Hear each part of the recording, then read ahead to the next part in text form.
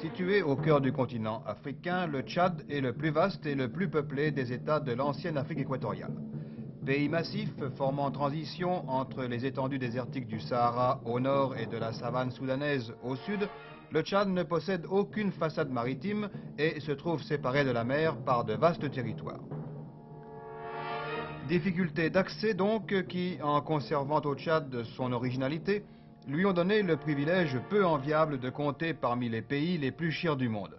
La tonne de ciment vaut 50 000 anciens francs à Fort-Lamy, et cela se comprend si l'on pense que les marchandises débarquées à Douala, à Lagos ou à Pointe-Noire ont parcouru des milliers de kilomètres par la route ou par le fleuve avant d'arriver à destination. Géographiquement et arbitrairement, le pays peut se diviser en trois grandes zones. Au centre, la zone sahélienne qui vient mourir au bord du lac Tchad. Au nord, la zone saharienne coupée par les massifs du Tibesti et de l'Enedi. Au sud, enfin, la zone de savane, paradis des animaux et des chasseurs.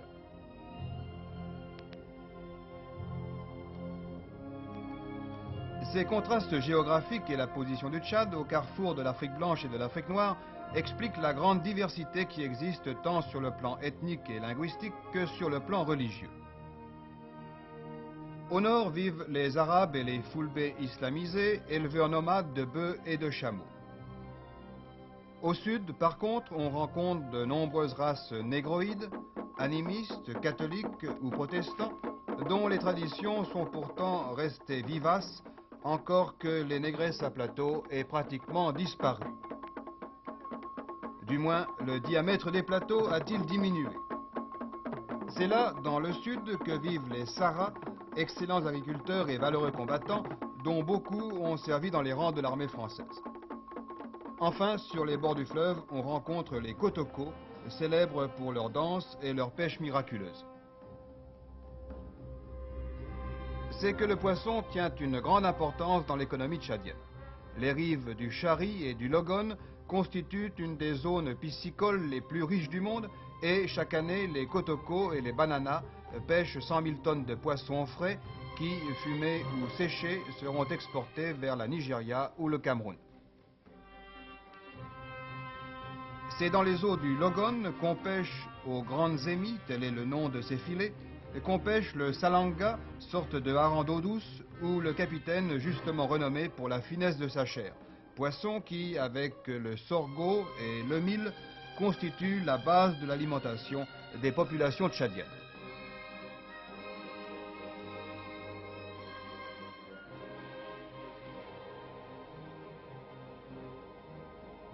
Voilà donc ce pays, ce peuple aux origines diverses, fractionné en multiples groupes ethniques, qui parle des dialectes différents et qui est pourtant uni par une longue tradition de vie commune dans le cadre d'un ancien territoire, devenu un État indépendant fortement centralisé sous la conduite de son chef, M. François Tombalbaye.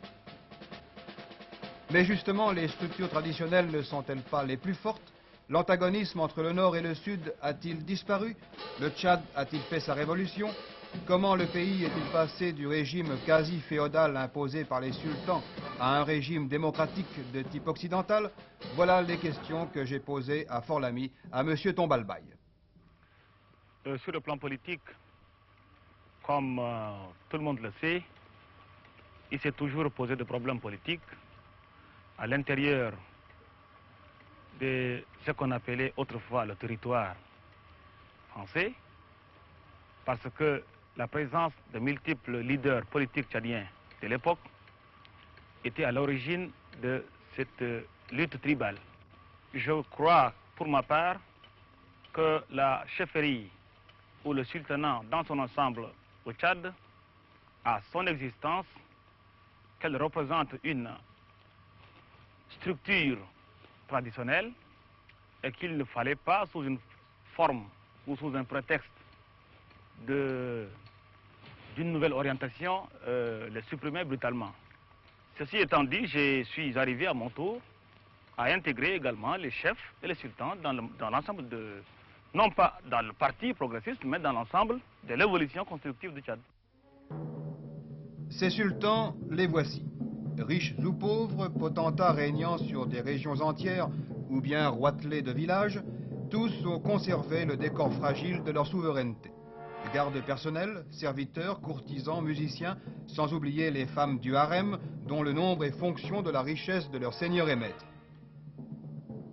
Mais ce n'est là qu'un décor.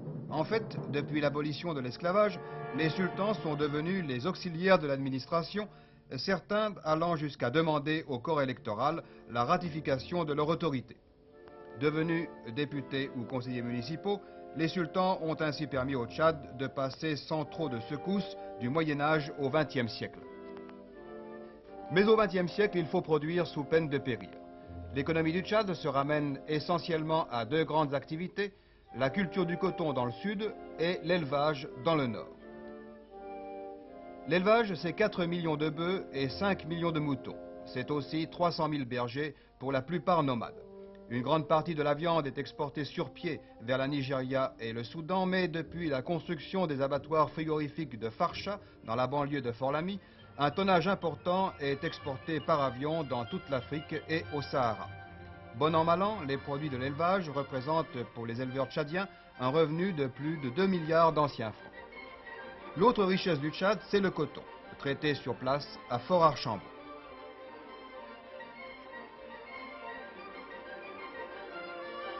Introduit au Tchad dès 1929 et couvrant maintenant 290 000 hectares, c'est la seule culture vraiment industrielle de ce pays.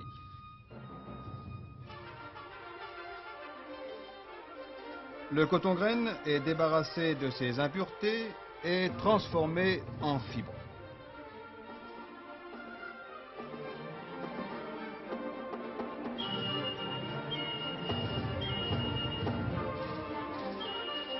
Emballé par balles de 200 kilos, le coton du Tchad est exporté dans le monde entier. Production annuelle 98 000 tonnes de graines qui donnent 35 000 tonnes de fibres. Fort-Lamy, la capitale du Tchad, n'était en 1920 qu'un petit village. C'est aujourd'hui une grande cité de 100 000 habitants qui s'étale paresseusement sur les bords du Chari. Malgré quelques immeubles modernes qui abritent l'administration et le gouvernement, la ville a su préserver son caractère africain, à la fois familial et bon enfant. Mais pour nous Français, Fort-Lamy, ça n'est pas seulement la capitale du Tchad. C'est aussi un haut lieu de l'histoire, le départ d'une épopée dont les Tchadiens conservent le souvenir avec un soin jaloux. Eboué, Leclerc, deux noms gravés sur la pierre et dans les mémoires, deux noms que l'on retrouve partout à Fort-Lamy avec les noms des victoires de la France libre.